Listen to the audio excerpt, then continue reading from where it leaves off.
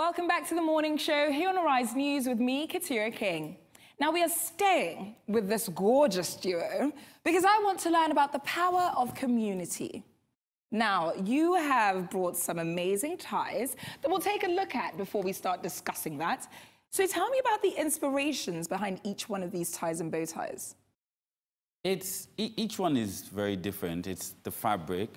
When we first started, we were doing what we call celebration ties or celebration neckwear. So stuff you would wear for weddings, for parties, for social events.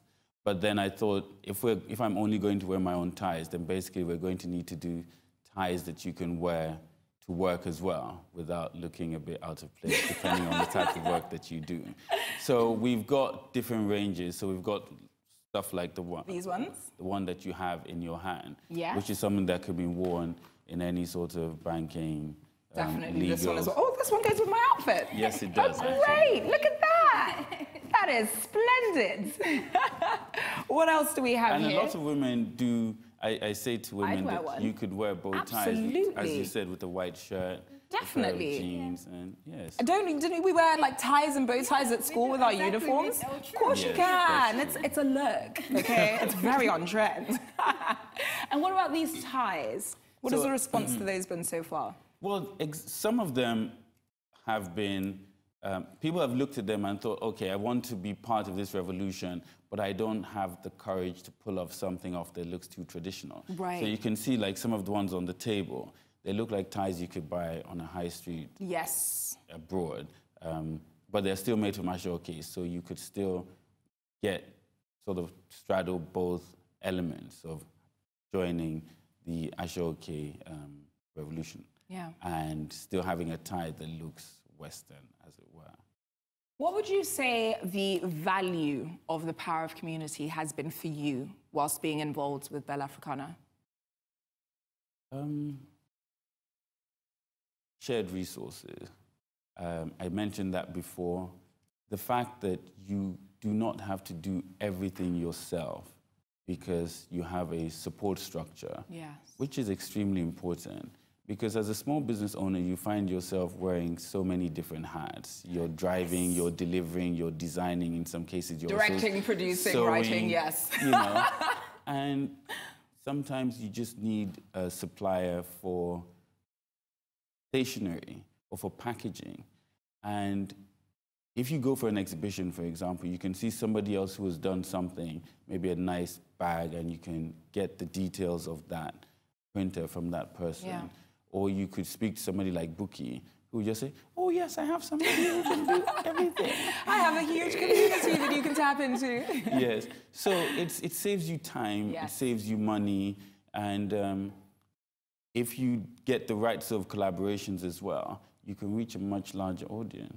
Now, speaking of collaborations, Buki, will let you chime in here because you are, of course, the founder of Bella Africana. I've noticed that a lot of entrepreneurs in Nigeria and further afield on the continent sort of shy away from sharing their ideas with other entrepreneurs for fear of it being stolen from them. Now, that doesn't necessarily promote the inclusion of community. It doesn't grow that, if you will. So how have you found that? How easy has it been to tap into entrepreneurs and get them to share their ideas and resources?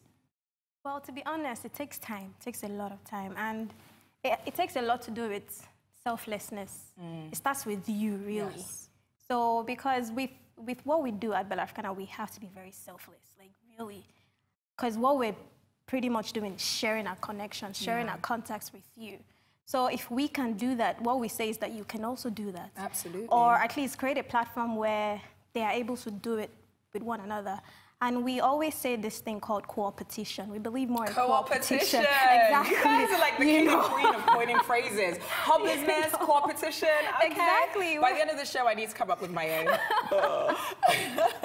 So, I mean, we don't expect everybody to be able to collaborate with one another, but with time, you know, people are adapting to know that, no, I can't do it. No one's an island. Yes. You know, so what you want to do in 10 years, when you collaborate with someone, you can get it done in half, you know, the time. So it's catching up and it's great. You know, that reminds me of an African proverb that says, if you want to go fast, go alone. If you want to go far, go together. Go together. Even though I'd rather go fast than alone. But how have you found that to translate within your own communities? I mean, it's like minds. It's also bringing together like minds, because it's not really easy to get someone who has the same, you know, love or the same drive. Yeah. Exactly. So that's the starting point. You know, getting them together and saying that, okay, you make ties, I make bags, you know. Let's collab. Let's do something together. I don't have to, no one really needs to reinvent any wheel, to be very honest. That's what I say all the time. All the business ideas exist. They're already there. There's nothing new under the sun. Exactly. So just revamp it and make it your own. Exactly. And we also promote open competition, because if he does tie, nothing is stopping someone else that does ties to be on the platform. Absolutely. You could be using Adire, you could be using Ankara. In fact, you could both be using the same fabrics. You could even be using the same fabrics, but the edge of your tie can be different from someone else's own. But you obviously have to understand what sets you apart from the next person. I think that's the biggest challenge, and that's why the all of ACE came about, because we realized that Nigerians are not original. A lot of Nigerians can be very I didn't say it, guys. Copycat. No, because in this industry, you know, you come to see, even social media can be really hard. You just have people just screen grab other people's work and they want to copy very it. True, actually. And that's not being creative. Because if you're going to be creative, you're going to be doing something original to you. But if you're innovating, yes, I can give you an idea, but come up with something different and make yours look different from the next person. So that's what innovation is. Recreating, but with a different edge, you know, at the end of the day. So there you have it. I stare at you like a husband looking at his wife, because she's so inspirational. My word, it's been a while since I've had a guest on that's really taken me like this. This is brilliant. Now, you have an event coming up in December. Tell me a little bit about that. Okay, that came about after ACE. Because we have, well, I personally have a lot of mentors, a lot of stakeholders. Those are, you know, people in the background that really push me to keep going, apart from my husband, that is, you know. People that, and then they were like, you can't just do ACE Awards once a year and leave it at that.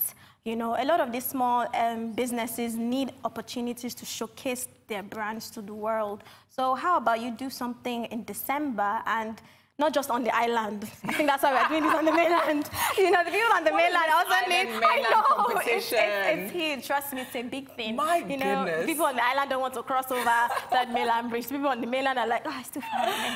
So, but we're like, this thing is happening in Ikeja. It's literally so that's taking central. Place on Anthony Way, Ikeja, Lagos. Yeah, just close to where Sheraton Hotel is. And basically, just exhibition as it is, creative festival. So a festival because it's Christmas.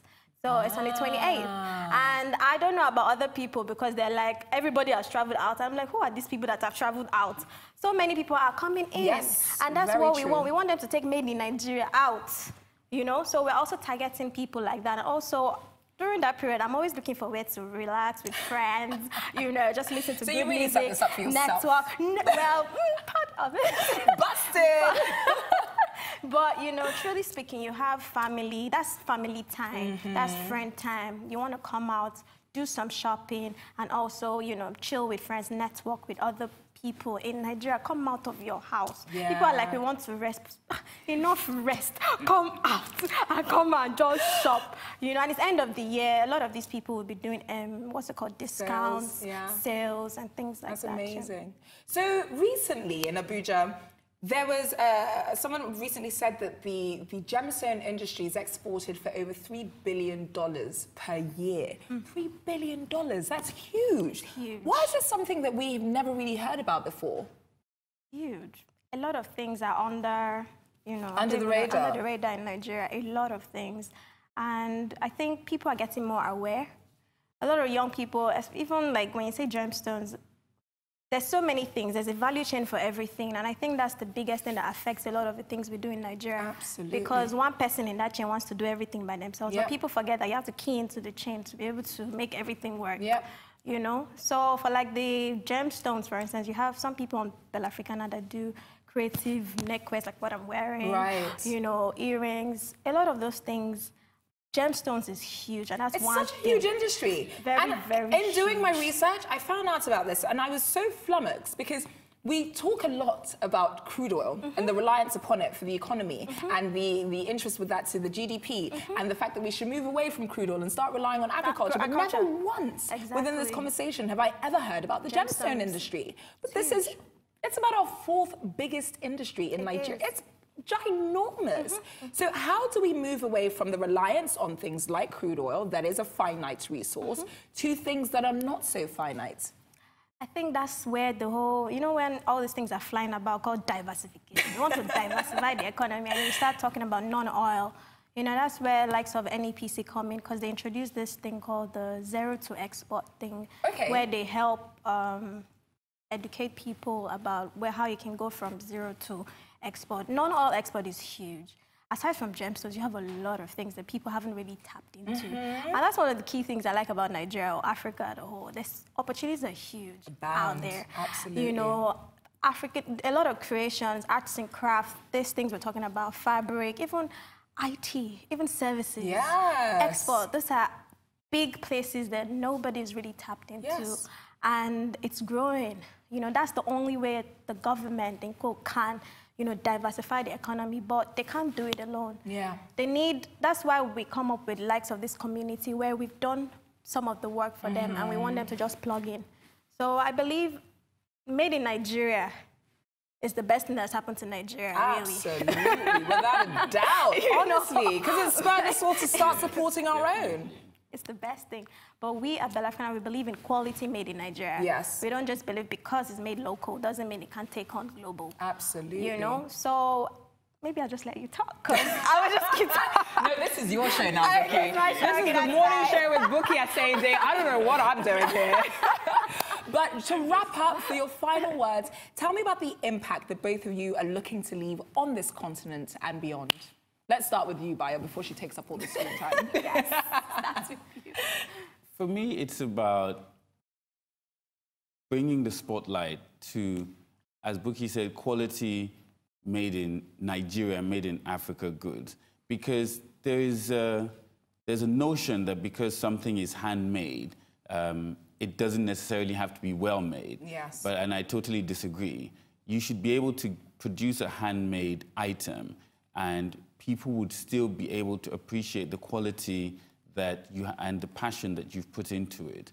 So one of our main vision is to be able to take, now we're doing neckwear and we do laptop bags and other computer accessories. So basically, we're looking to be able to take that to the world and for people to be able to see the quality that we put into it and appreciate that it's made in Nigeria. And Bukky, in 30 seconds or less, what is the impact that you're looking to leave on the continent with Bella Africana? Okay, to be honest, statistically, we're looking to impact at least well over 50,000.